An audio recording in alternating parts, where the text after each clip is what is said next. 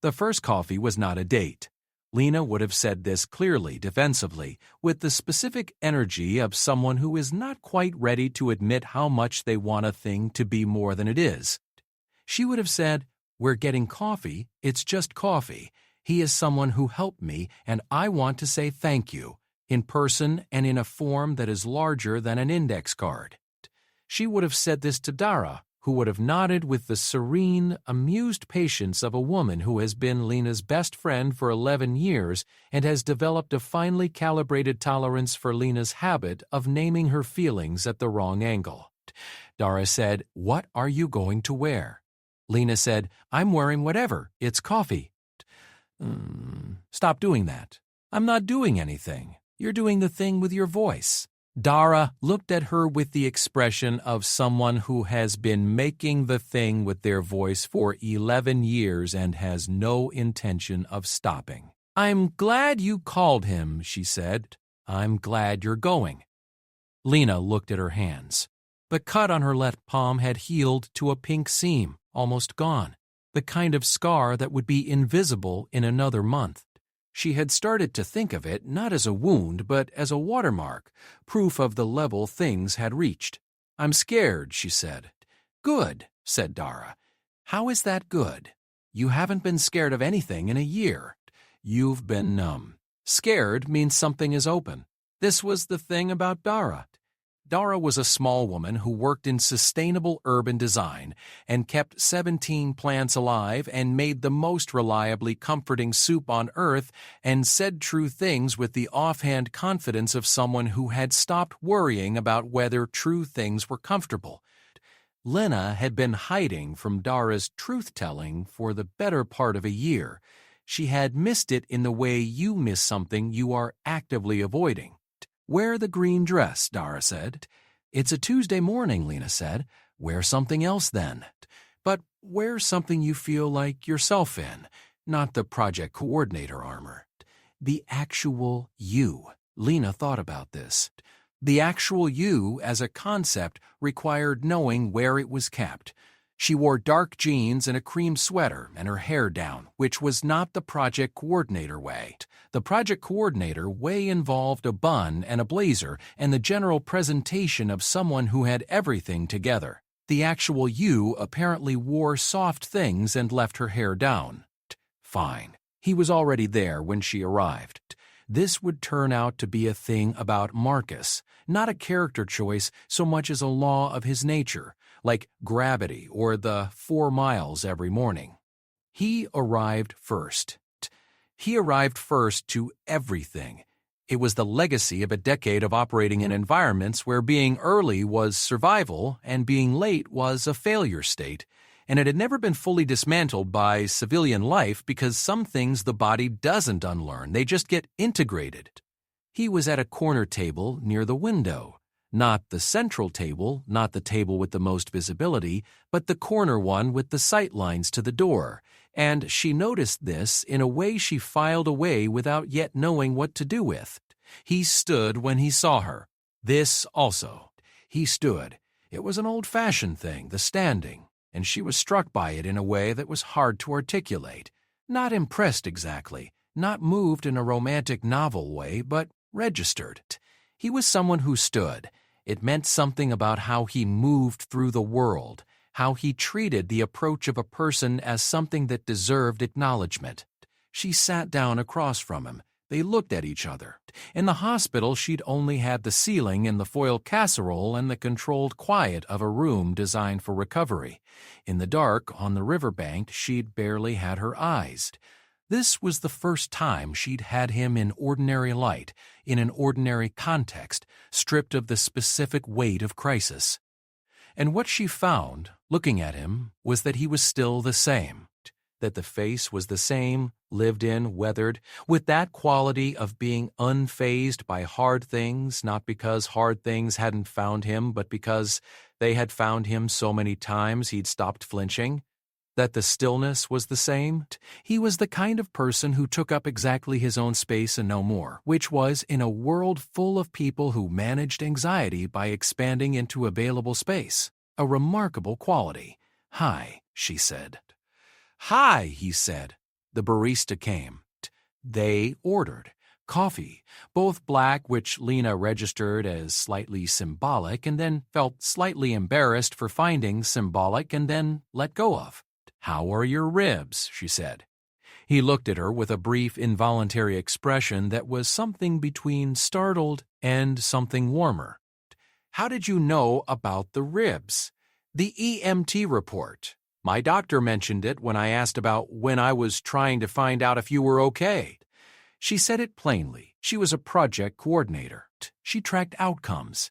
"You bruised 2 ribs on the bank edge. They're fine." Are they actually fine, or is that the man who does not monitor his own injuries fine? A corner of his mouth moved. Not quite a smile, but the direction of one. "Healed," he said. "Good." She wrapped her hands around her coffee cup. "I asked the hospital about you.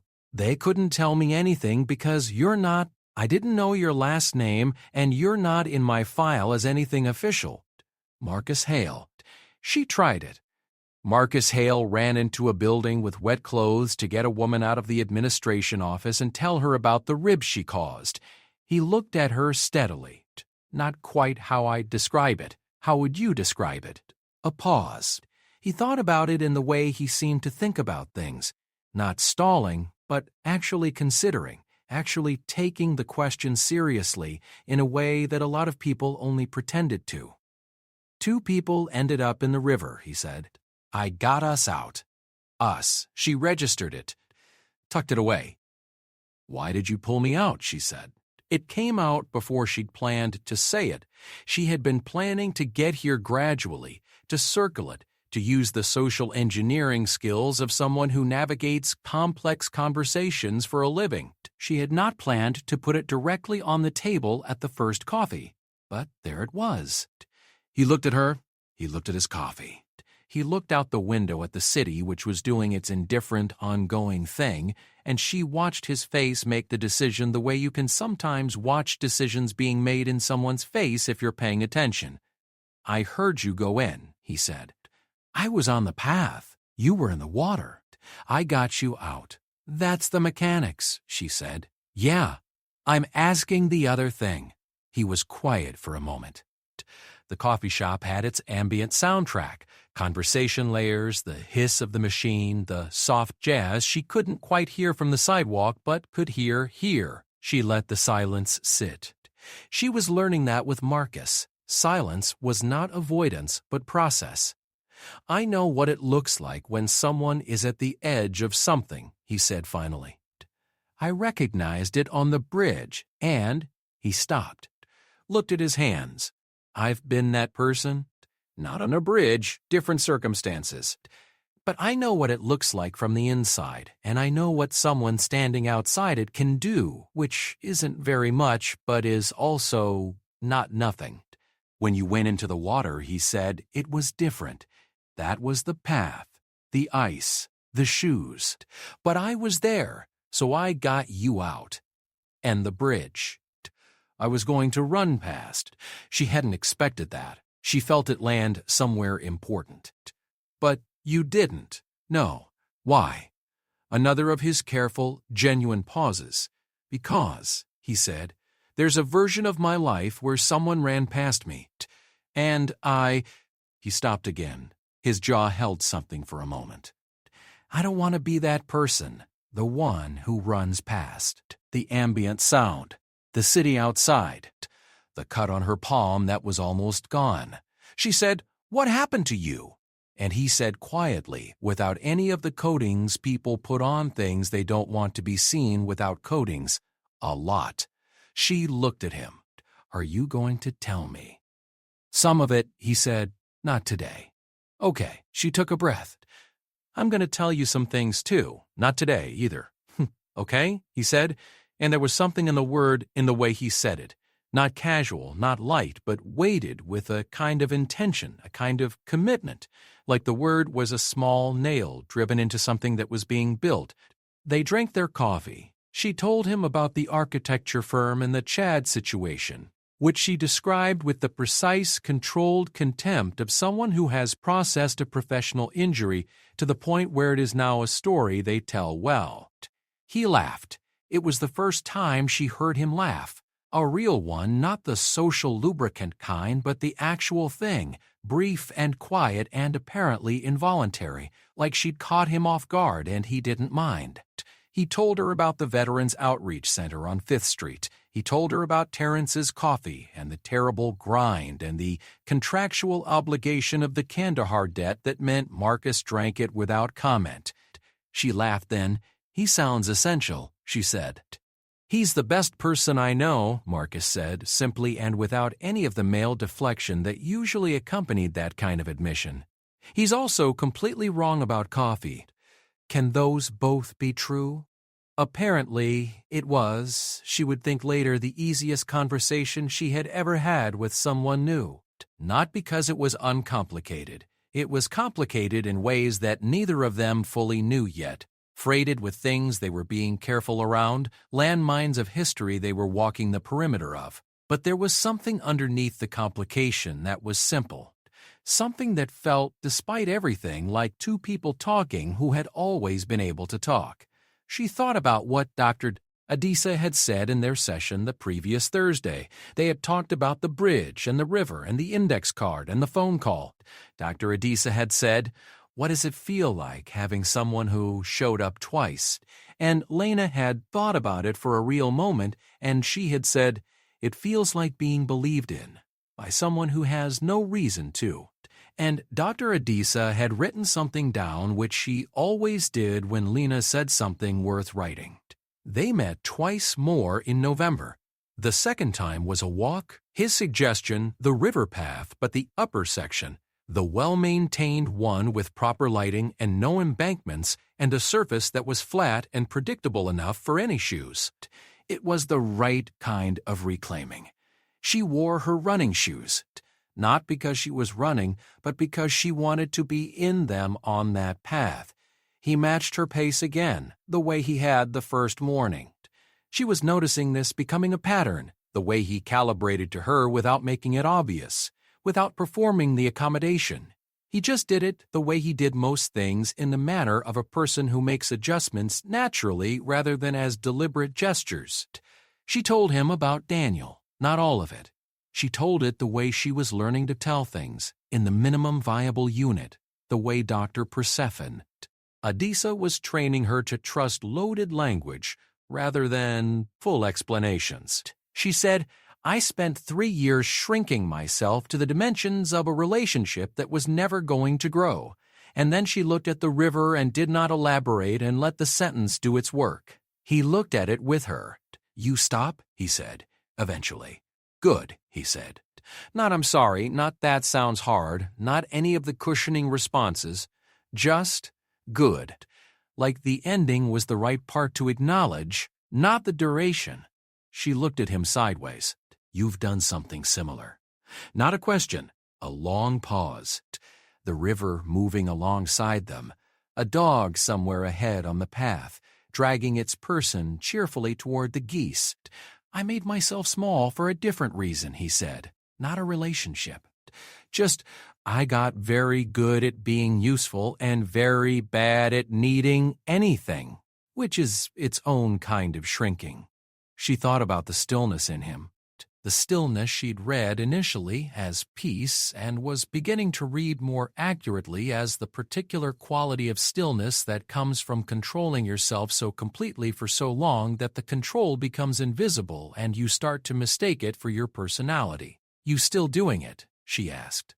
He considered. "Working on it," he said. "Me too," she said.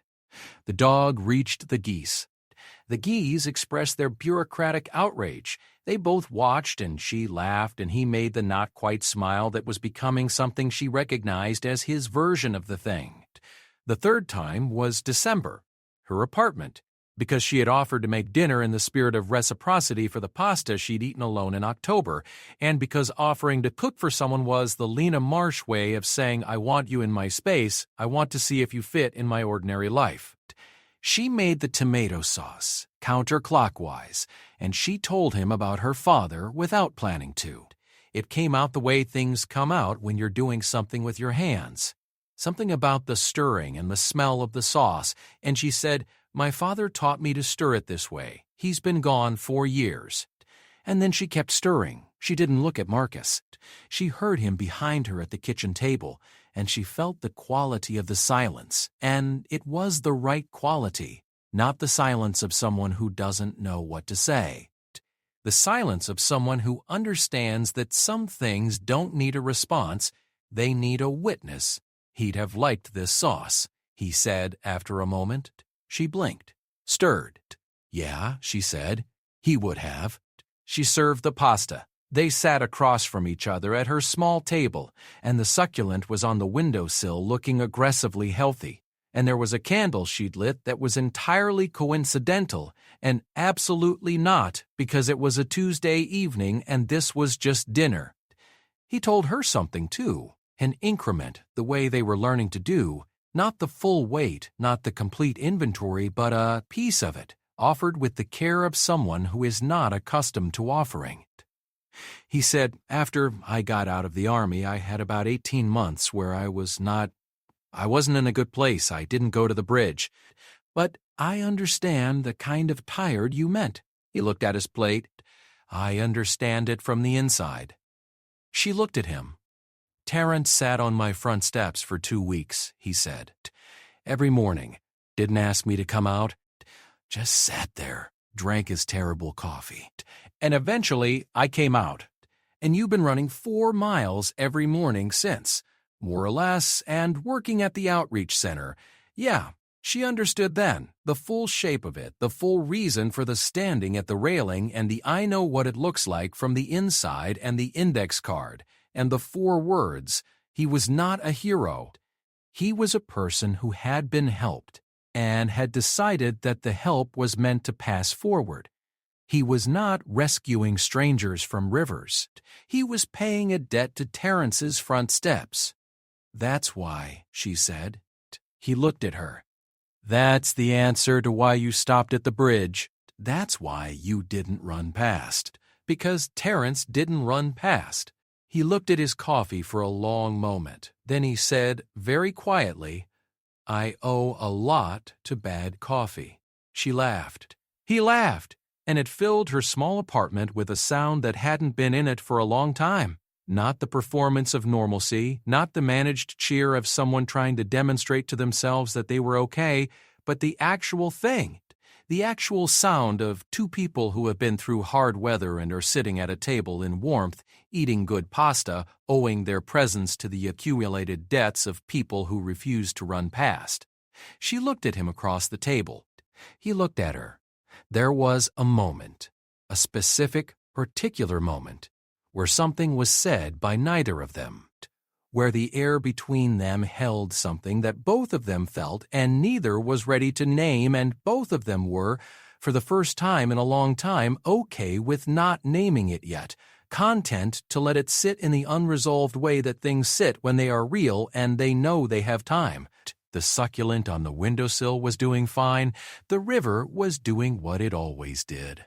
The sauce had been perfect. She would call Dara the next morning.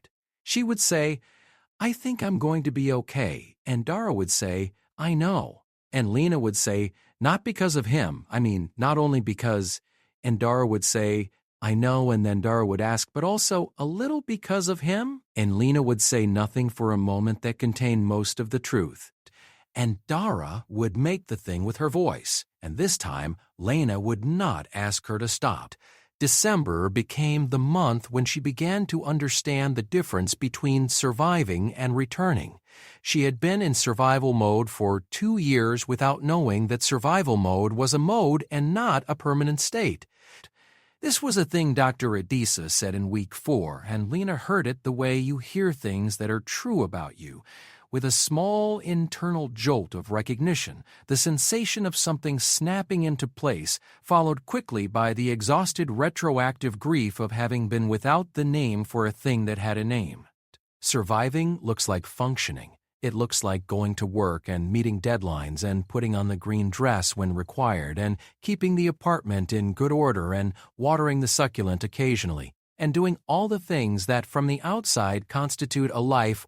It looks exactly like a life. It just doesn't feel like one. Surviving is the performance of presence in the absence of presence. Returning was different. Returning was sitting in her kitchen on a Wednesday evening with no particular agenda, and noticing the quality of the light and finding it beautiful. Returning was the Thursday sessions with Dr. Addison that she looked forward to instead of steeling herself for. Returning was the way she now picked up the phone when Dara called instead of watching it ring and texting an apology later. Returning was saying yes to things before she'd made them safe. She called her mother, not in the managed, dutiful, what do I need to report to prevent concern way. She called her mother on a Sunday afternoon and she said, I want to tell you what the last 2 years were actually like. And her mother was quiet for a long time, and then she said, I've been waiting for that phone call. And the conversation that followed was hard in the way things are hard when they are overdue, and necessary in the way things are necessary when they have been carried too long alone. She sent Dara the green dress, not metaphorically. She folded it and put it in a bag with a note that said, Wear this to something you love. Report back. Dara texted back a photo of herself in it at a gallery opening, holding a glass of something sparkling, looking like exactly herself. Lena saved the photo. She started running again. The path by the river.